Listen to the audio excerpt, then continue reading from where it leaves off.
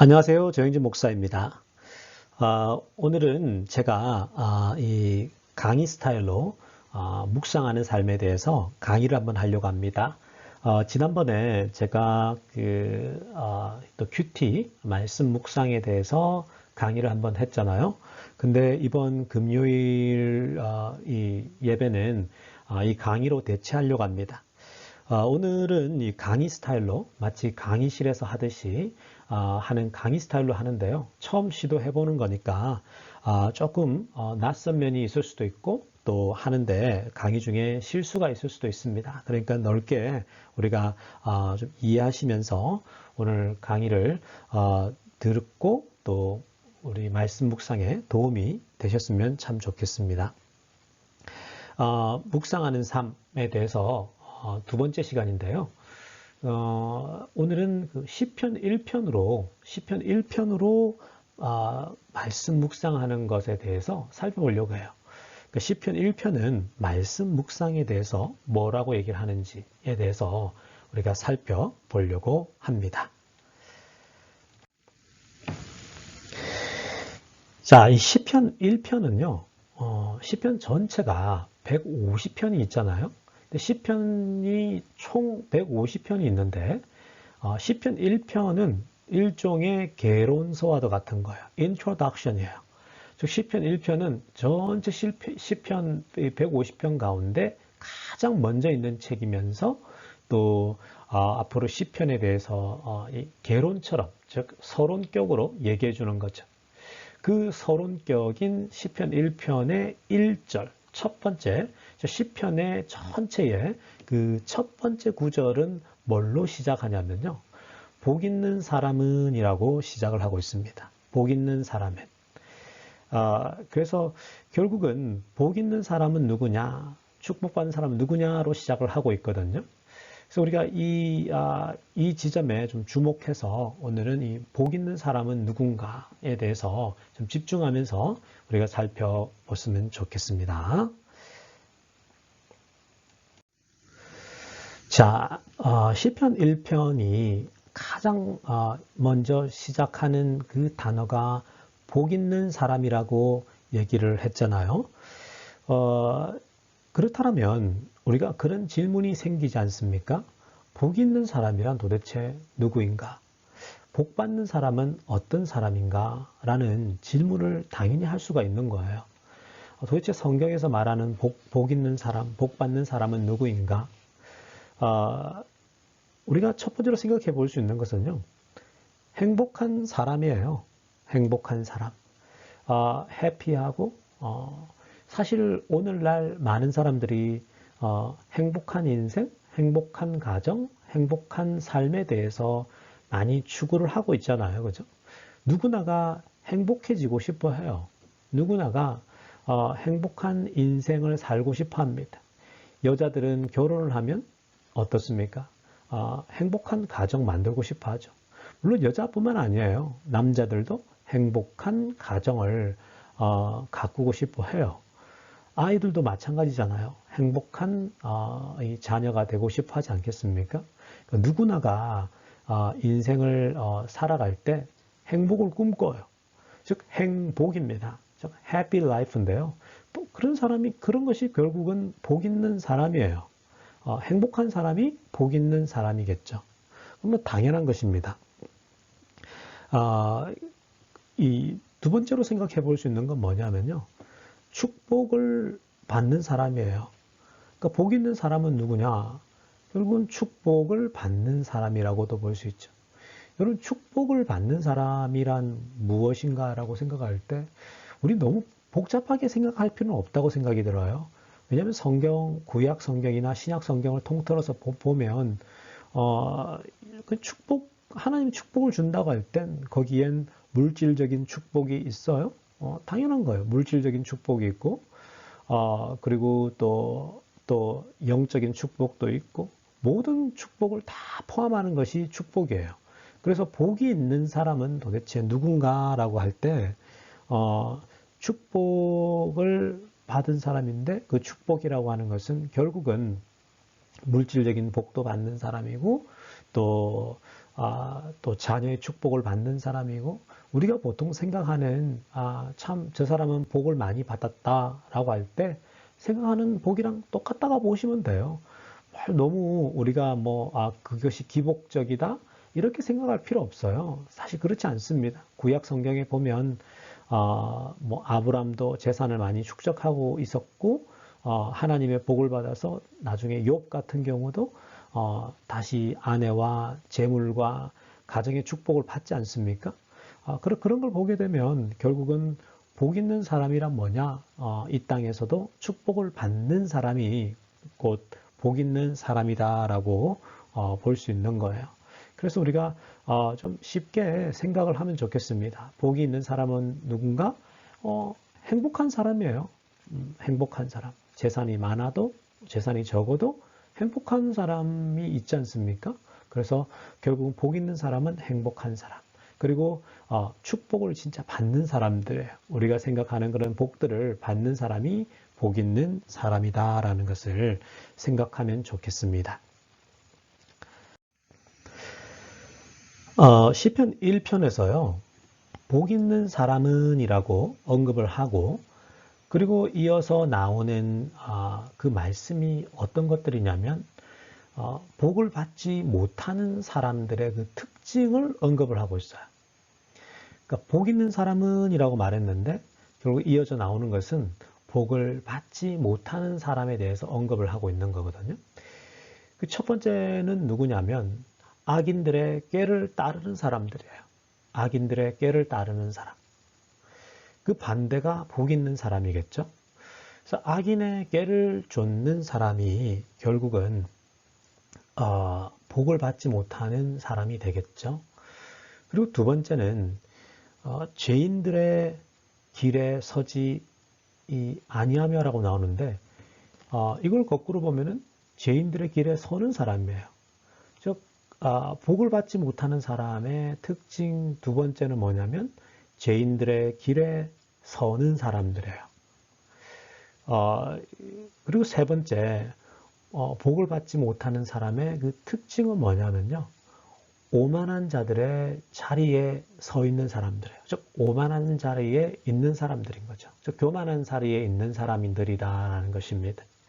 그러니까 여러분 이걸 보면 성경은 이분법적으로 시작을 해요. 즉 복을 받는 사람과 복을 받지 못하는 사람을 시편 1편에서 선명하게 그림을 그려주고 시작을 합니다. 그러니까 하나님은 이 세상에서 사람을 두 종류로 보는 거예요. 그러니까 어떤 식으로 보느냐? 복 있는 사람과 복을 받지 못하는 사람. 즉 복을 받지 못하는 사람과 복 받는 사람 이렇게 보는 거예요. 우리가 남자들은 이 세상을 바라볼 때 예쁜 여자와 안 예쁜 여자로 본다 그러잖아요. 되게 황당하죠. 근데 하나님은 이 시편 1편에서 이렇게 얘기를 합니다. 복을 받는 사람과 복을 받지 못하는 사람을 구분해서 시작을 하고 있는 거예요. 그래서 복을 받지 못하는 사람들의 특징은 악인들의 꾀를 따르는 사람, 죄인들의 길에 서 있는 사람, 오만한 자들의 자리에 있는 사람이 복을 받지 못하는 사람이다 라고 얘기를 하고 있는 것입니다. 자, 그러면 우리가 이제는 좀 차근차근 하나씩 뜯어보고 싶어요. 복을 받지 못하는 사람의 첫 번째 특징인 악인들의 꾀를 따르지 아니하며 라고 하는데 즉 악인들의 꾀를 따르는 사람이 복을 못 받는 사람이잖아요. 사실 많은 사람들이 세상에서 성공하기 위해서 또 세상에서 복을 얻어내기 위해서 잔꾀를 뿌리는 사람들이 굉장히 많아요. 여러분들 세상에서 이미 40년, 50년, 60년, 70년을 살아보시면 그런 걸 많이 경험해 보잖아요. 직장에서나 또 물론 교회에서도 마찬가지고 세상 어디에서나 사람들이 자신들이 성공하기 위해서 또 세상에서 복을 자기들이 쟁취하기 위해서 얼마나 잔머리와 잔꾀를 부리는 사람들이 많습니까? 예를 들어 보면 우리나라에서는 자식의 대학 입학을 위해서 시험지를 뒤로 유출하는 그런 잔꾀를 사람들이 있었잖아요. 뉴스에 보도되기도 했잖아요. 대학 입시에 좋은 성적을 얻기 위해서 이 아이가 좋은 성적을 거저 먹기 위해서 시험 문제를 제출하고 또 시험 문제를 유통하는 사람들을 돈으로 매수해가지고 사전에 시험지를 유출해가지고 그래서 그게 크게 신문에 보도되기도 한 적이 있었지 않습니까? 그런 게 잔꾀를 쓰는 사람들이죠. 이런 사람들은 악인의 꾀를 따르는 사람들이죠. 미국도 마찬가지예요. 여러분 미국에서도 자녀를 명문대에 입학시키기 위해서 입학사정관이나 또 가외교사에게 거액의 돈을 주어서 자식을 명문대에 입학시키는 잔꾀를 부린 경우도 있었잖아요. 이것도 최근에 미국에서 크게 뉴스로 보도되지 않았습니까? 미국에서 자녀를 명문대에 입학시키기 위해서 사실을 뭐 거액의 돈을 줘가지고 매수해가지고 실제로 뭐 스탠포드나 UC 버클리나 또 뭐 USC나 좋은 학교에 자녀를 편입시키고 입학시킨 경우가 많아요. 사실 언론에 다 드러나지 않아서 그렇지 최근에 드러난 경우만 있지 그 전에 얼마나 많은 사람들이 그런 식으로 들어갔겠습니까? 이렇게 잔꾀를 부리는 사람들이 있다라는 것입니다. 그리고 이런 사람들은 어떤 사람들이냐면 결국 스스로 세상의 축복을 성취하기 위해서 온갖 그 술수와 잔머리를 사용하는 경우죠. 정말 그 잔머리를 써서 잔꾀를 부리는 사람들입니다. 그런 사람들이 결국은 악인들의 꾀를 따르는 사람들이죠. 이런 사람들은 복을 받지 못하는 사람에 들어가게 되는 것입니다. 두 번째로 우리가 살펴볼 수 있는 것은요. 이 죄인들의 길에 서는 사람이 결국은 복을 받지 못하는 사람들이에요. 죄인들의 길에 서는 사람들. 여러분 사실 우리가 세상에 살다 보면 죄인의 길을 살고 싶은 마음이 꿀떡 같아요. 왜냐하면 죄라고 하는 것은 달콤하기 때문에 그래요. 죄는 정말 달콤해요, 여러분. 그러니까 세상에 살다 보면 죄인처럼 살고 싶은 마음이 얼마나 꿀떡 같습니까? 여러분, 죄라고 하는 건 정말 너무나도 달콤하기 때문에 죄를 짓고 싶은 마음이 막 꿀떡 같을 때가 한두 번이 아니에요. 근데 이 세상 살다 보면 죄인의 길에 서고 싶은 마음이 얼마나 많겠습니까? 좀 심한 경우는 여러분 마약을 처음 할 때는 그게 막 친구들이 권해서 하는데 그게 막 그 마약 중독이 되면 그게 정말 하고 싶다 그러더라고요. 그러니까 여러분 처음에는 그냥 한두 번 하다가 결국 나중에 중독이 돼서 빠지게 되죠. 모든 죄가 다 그래요. 이 세상에 살다 보면 죄인들이 사는 삶을 막 살고 싶을 때가 있어요. 왜냐하면 그게 달콤하니까요. 그러니 이 세상에 주변에 세상에서 짓는 많은 죄들이 너무나도 여러분 달콤하기 때문에 그런 죄를 막 짓고 싶은 거죠. 그렇게 되면 결국은 죄인들의 길에 서게 되고 그 죄인의 길은 처음에는 달콤해서 아무것도 아닌 것 같은데 결국 그 죄인의 결말은 어때요? 결국은 법정에 서게 되고 또 감옥까지 가게 되고 때로는 더 심하게는 뭐 자살을 하기도 하고 심하게는 정말 생명의 그런 어떤 위기까지 찾아오지 않습니까? 여러분 그래서 죄인의 길에 서는 것을 서면 안 돼요. 그게 결국은 죄인의 길인데 즉 복을 받지 못하는 길인데 이 죄라는 것이 처음에는 아무것도 아닌 것 같아서 한두 번 짓다 보면 결국은 어떻게 돼요? 그게 너무 달콤하다 보니까 계속 또 짓고 또 짓고 또 짓다 보면 결국은 나중에 망하는 길이 되는 거죠.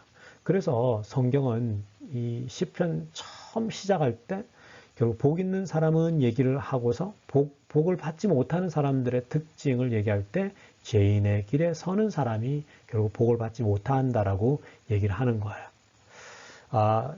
그래서 결국 죄인의 길에 죄를 짓는 삶이 결국 복을 받지 못한다라는 것을 기억하면 좋겠어요. 세 번째로 우리가 이 오만한 자들의 자리에 앉지 아니하고라고 하거든요.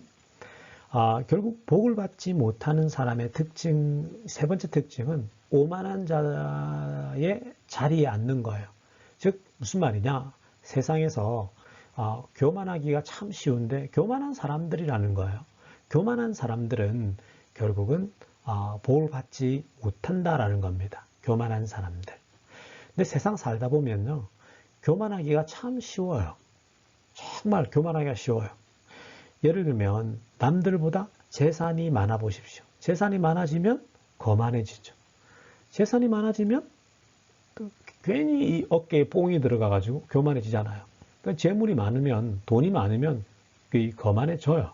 그러니까 주변에 여러분 돈 많은 사람들, 막 그런 거만한 사람들 많이 보았죠? 결국은 남들보다 재물이 많아지면 거만해지더라는 거고요. 또 두 번째는 남들보다 많이 배우게 되면, 즉 지식이 많으면, 즉 학벌이 많아지면, 학벌이 높으면 거만해지죠. 내가 이 정도 배웠는데 뭐 남들보다 그죠? 못 배운 사람을 무시하게 되고 거만해지는 거죠. 그러니까 이런 일도 쉽게 일어나요. 우리가 세상에 살아보면 얼마나 이런 게 많습니까? 학벌이 좀 자기가 좋으면 막 의시되고 그죠? 거만한 모습을 가지지 않습니까? 그러니까 이런 사람들이 복을 받지 못한다라고 얘기를 합니다. 그리고 또 이런 경우도 있죠. 자녀가 막 뛰어나요. 자녀들이 너무 잘해요. 자기는 별로 이렇게 못하는데 자녀가 생각 외로, 의외로 너무너무 아이들이 잘하는 거예요. 자녀들이 똑똑하고 자녀들이 공부를 잘하고 자녀가 잘 나가면 또 어떤 현상이 나타납니까? 거만해지죠. 그렇죠? 교만해집니다. 그리고 이제 세상에는 여러분 결국은 정말 이런 것처럼 교만해질 수 있는 여러분 그 유혹이 널려 있는 거예요. 재산 많아도 여러분 교만해지죠. 많이 배워도 교만해지죠. 자녀가 뛰어나도 교만해지고요. 뭐 이뿐 아니죠. 얼마나 많은 찬스가 있습니까, 여러분? 그러니까 이 세상은요. 살다 보면 교만해질 수 있는 기회가 너무나도 많다라는 거예요. 그 말은 결국은 여러분 오만한 자들의 자리에 앉는 게 참 쉽게 오만한 자의 자리에 앉을 수 있다라는 겁니다. 결국 그러한 사람들은 복을 받을 수가 없다라는 거예요. 자, 그것을 잘 기억할 수 있길 바랍니다. 우리가 그래서 이것을 정리를 좀 해보면요. 세상에서 그러니까 복을 받는 비결이 있어요. 그리고 성경적으로 복을 받는 비결이 있어요. 그 1절을 정리해보면요. 그 1절, 2절을 정리해보면 1절을 정리해보면 이런 겁니다. 세상에서 복을 받는 사람들은 어떤 사람들이냐? 악인들의 꾀를 따르는 사람들이에요. 여러분 사실 이미 이렇게 악인들의 꾀를 쫓아서 즉 잔머리를 써서 세상에서 성공한 사람들이 많아요. 여러분 우리가 이미 알지도 못하는 경우도 많은데요. 우리가 알지도 못하는 사이에 이미 스탠포드를 갔고 미국에서 아이들이 또 UC 버클리를 가고 좋은 명문대에 입학한 사람들이 많아요. 잔꾀를 써서 언론에 알려지지 않았지만 그 사람들은 세상에서 여러분 세상적인 복을 이미 받고 있는지도 몰라요. 잘 나가서 막 이미 높은 자리를 차지하고 있는 사람들이 있겠죠. 그런 사람들이 있을 수 있어요. 세상에서 세상의 복을 받는 방법이죠. 그죠? 이 사람들은 악인의 꾀를 쫓아서 세상적인 복을 받고 있는 사람이고요. 두 번째는 죄인들의 길에 서 있는 사람이거든요. 죄인들의 길에 서서 세상에 복을 받는 사람도 있어요. 여러분 죄인들의 길에 서가지고 죄인의 방식 특히 옛날에 많았잖아요. 우리나라에 그죠? 온갖 겉모술수와 라인을 타서 나쁜 짓을 하는데 결국은 세상에서 부를 이루고 재산을 축적해서 세상의 복을 받고 있는 거죠. 오만한 자들요, 교만한 사람들요, 교만한 사람끼리 같이 어울리니까 온갖 교만해져 가지고 결국은 세상에 부를 획득한 사람도 있어요. 그죠? 여전히 또 부를 획득한 사람이 여전히 막 영화계나 언론이나 이 속에서 거만하게 권력을 휘두른 사람들이 있죠. 여전히 그런 사람들이 존재합니다. 그래서 이러한 형태들은요, 세상적인 복을 받는 비결일 수 있다라는 거예요. 그런데 오늘 성경은 성경적인 그러면 복 받는 비결은 뭐냐에 대해서 얘기를 합니다. 2절 말씀이거든요. 2절 말씀인데 그 2절 말씀은 어떤 것이냐면요. 오직 여호와의 율법을 즐거워하여 그의 율법을 주야로 묵상하는도다. 복 있는 사람은 악인들의 길을 따르지 않고 죄인들의 길에 서지 않고 오만한 자들의 자리에 서지 않고 2절로 넘어와서 뭐라고 하냐면요. 오직 여호와의 율법을 즐거워하여 그의 율법을 주야로 묵상하는도다 라고 합니다. 즉 여러분 하나님은 사람을 볼 때 두 종류로 나누는 거예요. 즉 복을 받지 못하는 사람과 복 받는 사람인데 이걸 좀 다르게 풀면 세상적인 복을 막 얻기 위해 쟁취하기 위해서 그렇게 걸어가는 이런 악인의 길을 걸어가는 사람과 정말 성경이 말하는 그죠? 시편 1편에서 말하는 복 있는 사람은 이라고 하면서 정의를 뭐라고 내립니까? 오직 여호와의 율법을 즐거워하여 그의 율법을 주야로 묵상하는 사람이 바로 복이 있는 사람이라고 대비를 시켜놓고 있죠. 여러분 얼마나 이게 차이가 납니까? 그죠? 이렇게 차이가 있는 거예요. 정말 성경에서 말하는 복 있는 사람은 오직 여호와의 율법을 즐거워하는 사람, 그의 율법을 주야로 묵상하는 사람이다라고 얘기를 하고 있는 거예요. 이것을 조금 더 2절 말씀을 우리가 디테일하게 좀 구체적으로 살펴보면 복 있는 사람은 도대체 누구냐라는 거예요. 복 있는 사람은 도대체 그러면 어떤 사람이냐? 오직 여호와의 율법을 즐거워하고 그의 율법을 주야로 묵상하는다는데 이 말씀을 한번 풀어보면요. 결국은 말씀을 즐거워하는 사람이 복 있는 사람이에요. 또 말씀을 주야로 묵상하는 사람이 복이 있는 사람이에요. 여러분 말씀을 즐거워하는 사람인데 요즘 그 여성들이 줌을 통해서 이렇게 말씀 묵상을 큐티한 걸 가지고 나누고 그러잖아요. 제가 들어보니까 정말 말씀을 즐거워하는 사람 같아요. 말씀을 정말 즐거워하거든요. 말씀 묵상한 걸 큐티한 걸 가지고 막 나누잖아요. 말씀을 나눌 때 보면 막 흥분해서 그 시간도 짧은데 막 은혜를 나누지 않습니까? 쉐어링 하잖아요. 그죠? 나눔을 하거든요. 그 말씀이 즐거운 거예요. 여러분 요즘 그런 걸 많이 느끼시죠? 말씀을 큐티를 해보니까 어때요? 말씀이 정말 즐겁지 않나요? 여러분도 보통 이전에는 그렇게 생각하셨잖아요. 말씀 묵상하는 건 목사만 즐거운 거야. 목사님만 막 흥분해서 말씀이 좋아가지고 막 설교로 전하고 말씀을 전하는 거야. 우리 성도들은 그냥 듣고 있는 거지라고 생각하잖아요. 근데 그렇지 않아요, 여러분. 여러분 오늘 이 말씀에서 뭐라고 합니까? 복 있는 사람은 어떤 사람이냐? 말씀을 즐거워하는 사람이에요. 여러분 지금 말씀 즐겁죠? 큐티해 보니까 말씀이 어때요? 막 즐겁지 않습니까? 즐거워하는 사람이에요. 말씀을 즐거워하는 사람. 여러분 하나님 말씀을 좀 즐거워하실 수 있기를 바랍니다. 여러분 사실 누구에게나 즐거운 일들이 있어요. 그죠? 누구에게나 하나님 말씀뿐만 아니라 즐거워하는 일이 있죠. 골프를 좋아하는 사람은 골프가 즐거워요. 골프를 하면. 그리고 저 같은 경우는 막 조깅을 하거나 산책을 하는 거 좋아해요. 너무 좋아요. 막 뛰고 나면 땀이 나잖아요. 뛸 때 그 기쁨이 있어요. 즐거워요. 맞아요. 누구에게나 어때요? 즐거워하는 일들은 다 있어요. 취미들이. 그죠? 그런 걸 거부하라는 게 아니에요. 근데 여러분 그러한 것들도 즐거워하지만 하나님 말씀도 사실은 굉장히 즐거워요. 제대로 묵상을 해보면 즐거워요. 지금 아마 큐티를 하는 사람들, 말씀을 큐티 노트에 써보고 말씀 묵상을 해본 사람들은 그리고 말씀을 그렇게 쉐어링, 나눠본 사람들은 말씀이 얼마나 즐거운지를 다 알고 있다고요. 말씀 묵상이 이렇게 즐거운 거구나. 말씀이 이렇게 참 좋은 거구나를 누구나가 알게 되거든요. 그러니까 저는 목회자니까 당연하겠죠. 말씀 묵상이 얼마나 말씀이 즐거운지 알아요. 아마 지금 그 여성들 말씀 나누면서 말씀이 이렇게 즐거운 거구나. 말씀이 이렇게 재미난 거구나를 지금 깨닫고 있는 사람들이 있을 거예요. 그리고 또 하나 말씀을 주야로 묵상하는 사람이 복 있는 사람이래요. 복 있는 사람은 누구냐? 이렇게 2절에서 정의를 하는데 이걸 뜯어보면 결국은 복 있는 사람은 말씀을 즐거워하는 사람이 복 있는 사람이에요. 지금 여러분들이 즐거워하고 있습니까? 말씀에 대해서? 그럼 그 사람 복 있는 사람이에요. 두 번째로 이 말씀을 주야로 묵상하는 사람, 말씀을 주야로 묵상하는 사람이 복 있는 사람이에요. 여러분이 우리가 여기서 말씀을 주야로 묵상하는데 너무 이 구절을 문자 그대로 좀 안 받아들였으면 좋겠어요.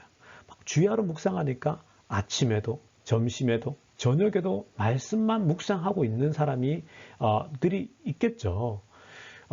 그래서 막 아침에도 점심에도 저녁에도 자기 전에도 묵상하는 사람이 결국 복 있는 사람이다.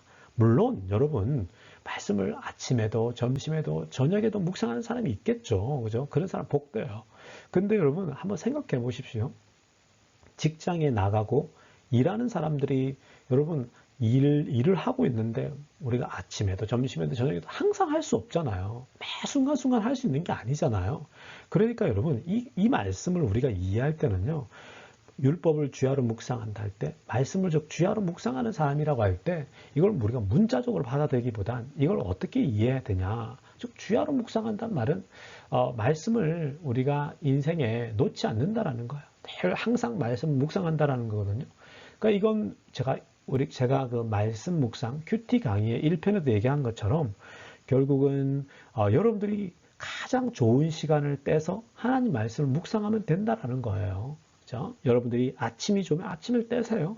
밤이 좋으면 밤에 하세요.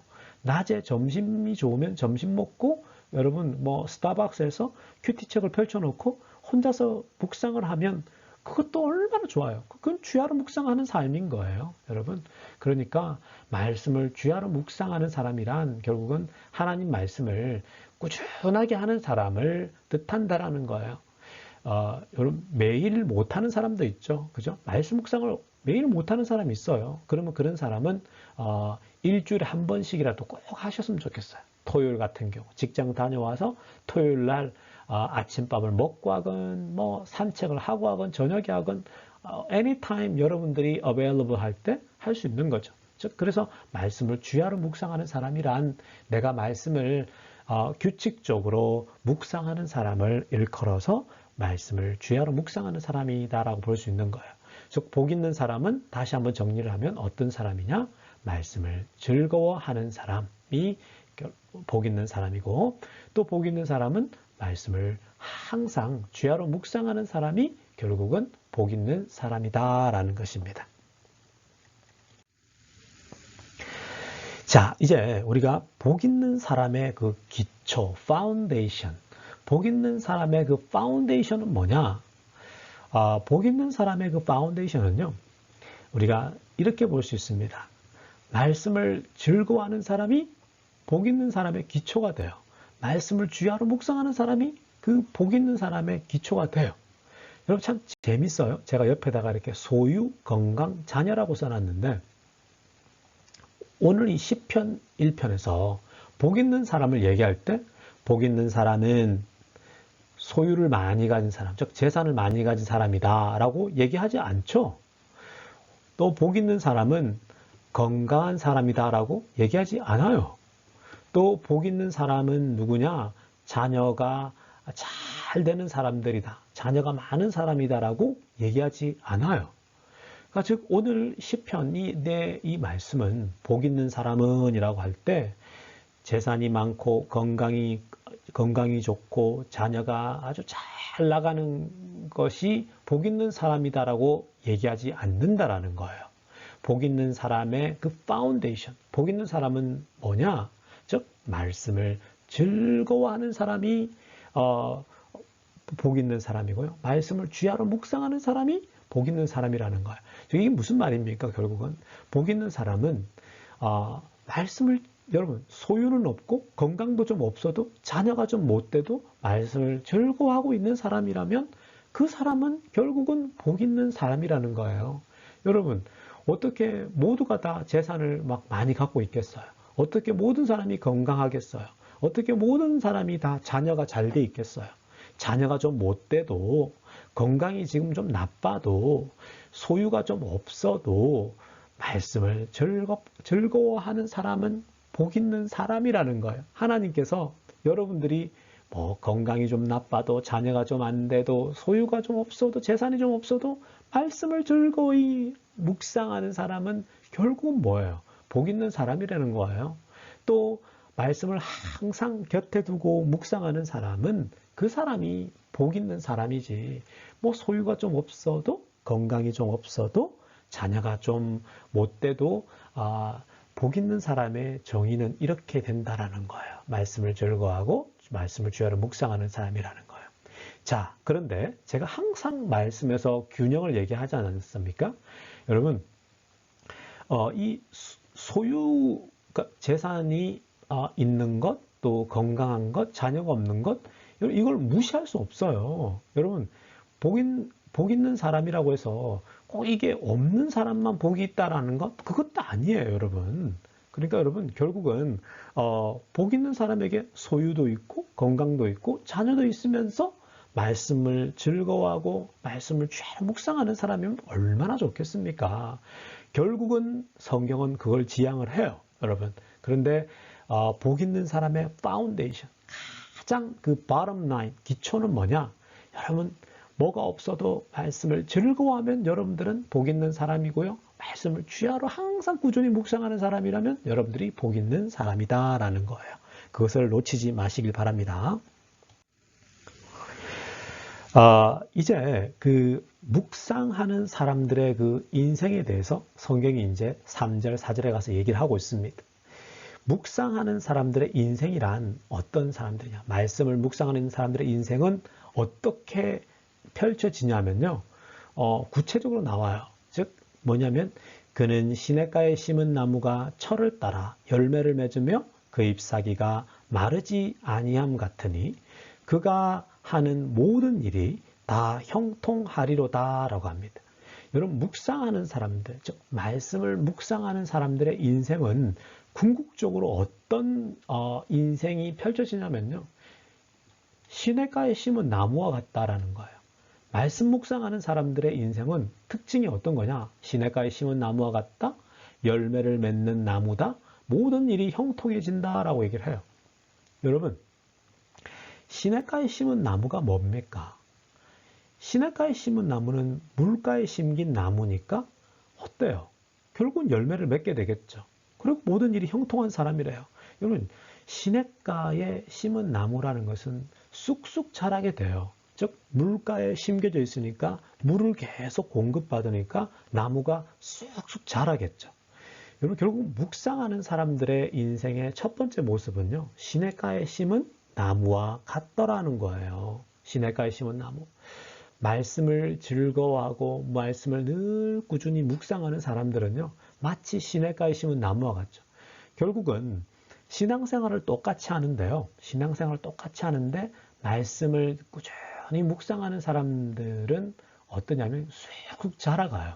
영성이 자라가요. 믿음이 자라가요. 신앙이 자라가요. 근데 똑같이 신앙생활 하는데 말씀 묵상하지 않는 사람들은 언제나 머물러 있어요. 언제나 거기 머물러 있습니다. 자라지 못해요.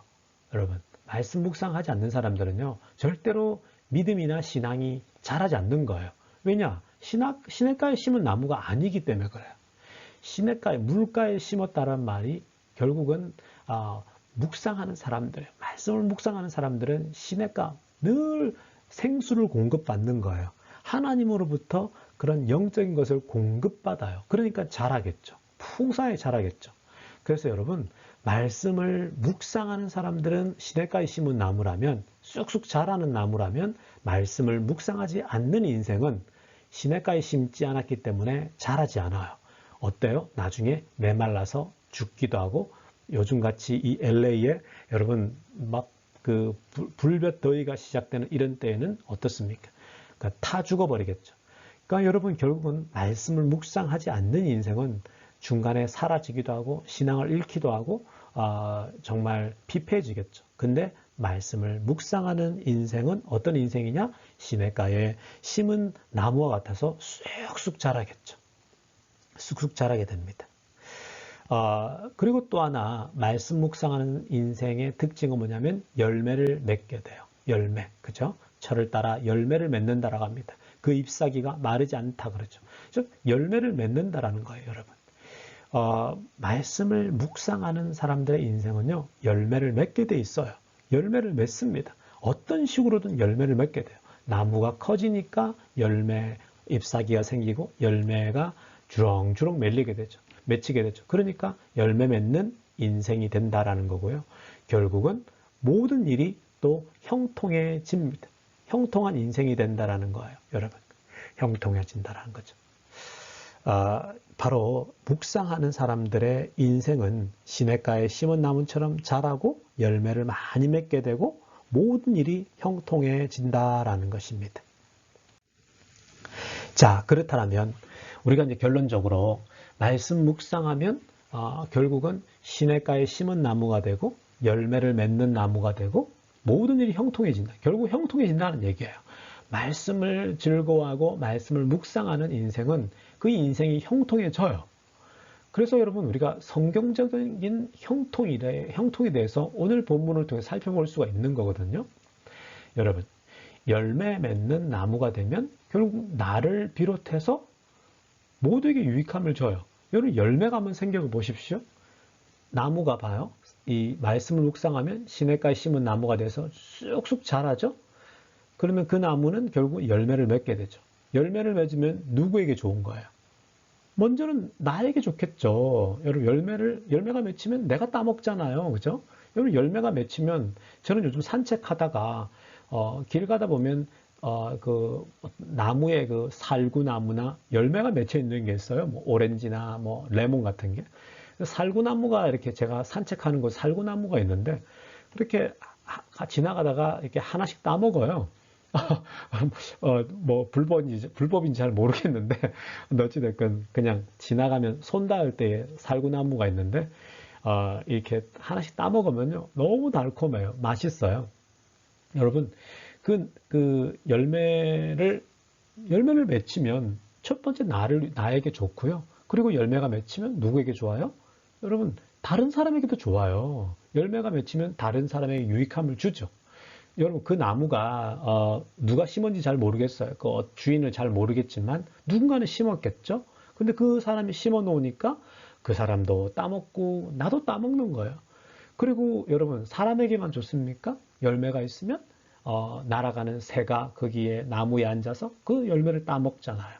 짐승들도 따먹을 수 있겠죠. 그러니까 여러분 이게 열매를 맺게 되면요. 결국은 모두에게 유익함을 주는 거예요. 열매 맺는 나무가 되면 나에게도 유익하고 우리 모두에게 유익하고 모든 짐승 이 세상에도 유익한 거죠. 결국은 성경적인 형통이라는 건요. 영향력이 주변으로 흘러가게 돼 있어요. 성경적인 형통이라는 건 우리가 형통해진다 그랬잖아요. 그죠?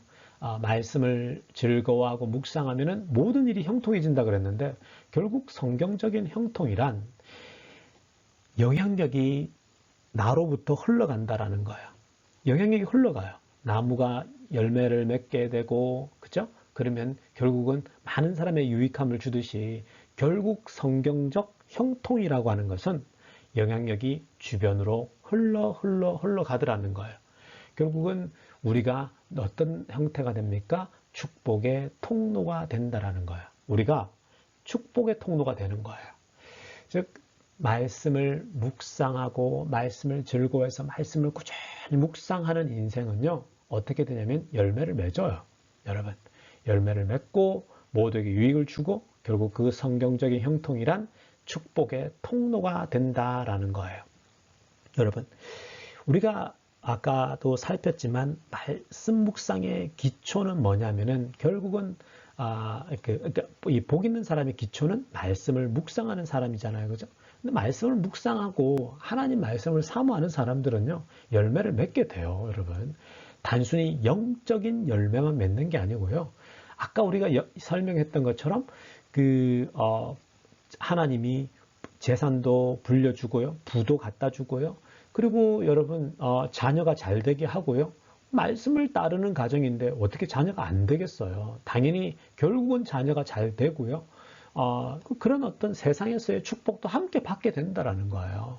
그러면 결국은 여러분 이 세상에서 축복의 통로가 되죠. 물질이 좀 내가 생기면 그 물질로 다른 사람에게 나눌 수 있어서 축복의 통로가 되고, 하나님 말씀이 내 속에 가득하면 그 말씀을 주변에 나눌 수 있어서 축복의 통로가 되고, 즉 여러분, 성경적인 형통이란 단순히 영적인 수준에 머무는 게 아니고요, 영적인 것을 흘러보낼 뿐만 아니라 또 물질적인 축복도 받아서 이 물질을 주변에 흘려보내는 거죠. 여러분, 여기서 제가 우리 엘리자벳 사모님을 얘기해 보면 모든 분들을 다 얘가 예를 들 수 있는데, 그냥 우리가 엘리자벳 사모님을 예를 들면, 엘리자벳 사모님이 그러더라고요. 제가 옛날에 지금 코로나 바이러스임에도 불구하고 신방을 가보면, 엘리자벳 사모님은 그런 일 말씀하시더라고요. 음식을 잘하니까 자기는 돈은 많이 없고 재산이 많이 없지만, 그럼에도 불구하고 음식을 잘하니까 음식을 만들어서 흘려보낸다라는 거예요. 여러분, 저는 이번에 지금 저희 아내가 지금 한국에 가 있는데, 엘리자벳 사모님이 음식을 이렇게 전달해 준 음식을 보면 얼마나 맛있는지 몰라요. 그 음식이, 여러분들 다 엘리자벳 사모님이 만드신 음식들 한 번씩 다 드셔보셨죠? 다들 조금씩 드셔보셨을 거예요. 근데 이번에도 엘리자벳 사모님이 만든 음식을 먹어보니까 우리 레이첼도 좋아하더라고요. 레이첼은 2세인데도요, 한국 음식을 얼마나 좋아하는지 몰라요. 엘리자벳 사모님 만든 음식을 열무김치인가요? 그걸 이 녀석이 얼마나 잘 먹는지, 엄마가 얼마나 안 해줬으면, 엘리자벳 사모님께서 만드신 열무김치를 너무너무 좋아하는 거예요. 그래서 이 녀석이 밥을 2그릇을 먹더라고요. 그걸 가지고. 제가 보면서 얘가 2세가 맞나? 라는 생각이 들었는데요. 어찌됐건 여러분, 이렇게 말씀을 묵상하고 즐거워해서 우리가 하나님께 복을 받으면 내가 받은 복으로 나누는 거거든요. 주변에 나누면 그게 뭐가 되는 거예요? 영향력이 흘러가는 거죠. 축복의 통로가 되는 거죠. 여러분, 그러니까 우리가 말씀을 묵상하고 말씀을 즐거워하면요, 영적인 것도 흘려보내지만 동시에 하나님의 물질적인 복까지 받아서 이 모든 걸 우리가 흘려보낼 수 있는 그런 축복의 통로가 되는 거예요. 그래서 성경적인 형통이란 결국은 말씀 묵상으로부터 시작하는 거예요. 말씀을 즐거워하고 말씀을 묵상해서 결국은 우리가 자라고 성장하게 되면 결국은 하나님의 복을 받고 그 복을 우리로부터 흘러가게 하는 거죠. 그래서 영향력이 흘러가는 것입니다. 정리를 하면요, 모든 성도분들이, 우리 교인들이 말씀 묵상을 가장 기초로 했으면 좋겠어요. 결국 복 있는 사람은 누구냐? 말씀을 묵상하는 사람이에요. 말씀을 묵상하는 사람으로부터 결국은 그 영향력이 흘러가는 거죠. 즉 형통한 인생이 됩니다. 말씀을 즐거워하는 사람이 결국은 형통한 인생이 되고, 형통한 인생은 결국은 주변에 영향력을 주게 됩니다. 저는 우리 비엔드 교인들이 이 특별히 말씀 묵상 강의를 듣는 비엔드 교인들이 말씀을 즐거워하여서 결국은 열매 맺는 나무가 되어서 주변에 영적으로 또 물질적으로 영향력을 줄 수 있는 축복의 통로가 모두가 다 되시기를 간절히 축원합니다. 오늘 강의 여기까지 하겠습니다. 감사합니다.